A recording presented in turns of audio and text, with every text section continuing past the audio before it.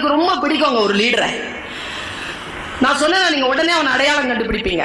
ஆனா நீங்க அடையாளம் கண்டுபிடிக்கிறது வேற, நான் சொல்ற பேர் வேற. நெப்போலியன்.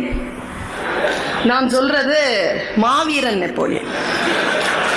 Very powerful man. எனக்கு ரொம்ப பிடிக்குங்க அந்த லீடர். என்ன லீடருங்க அவன். போயிருந்தேங்க, பிரான்ஸ் போயிருந்தேன். 4 அடிங்க, 9th ஸ்டாண்டர்ட் பாய் மாதிரி இருக்கிற அவனுடைய ட்ரெஸ் வந்து அந்த வர்சைல் அவனுடைய அரண்மனைக்குள்ள இருந்தது. என்ன லீடர்ஷிப்! ஒரு போர் வீரனாக, அதுவும் அந்த தாய்நாட்டுக்குரியவன் இல்லை அவன். ஒரு போர் வீரனாக ஜாயின் பண்றாங்க.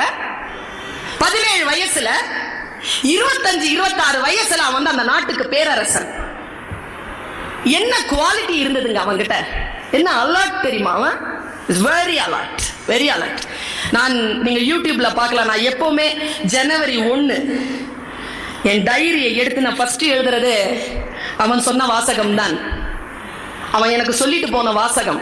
முடிந்தால் அதை உங்களுக்கு புரிந்தால் நீங்களும் அதை எடுத்துக்கொள்ளுங்கள். அவனுக்கு நீச்சல் தெரியாது. நீச்சல் தெரியாதே, உனக்கு நீச்சல் கற்றுக்கொள்ளலாம் இல்லையா என்று கேட்டார்கள். அதற்கு அவன் சொன்ன பதில் தான் என் டைரியின் முதல் வாசகம். நான் சுறாக்கள் இல்லாத ஆழ்கடலில் நீச்சல் பழகுவதில்லை. என்ன சொல்லுங்க, என்ன சொல்லுது! நீச்சல் தெரியாதுங்க, பழகணும். கடல்ல தான் பழகுவானா, ஆழ்கடல்ல தான் பழகுவானா. பழகும் போது சொரா இருக்கணுமா? எப்ப சொல். அவன் அப்படிதான் வாழ்ந்தான்.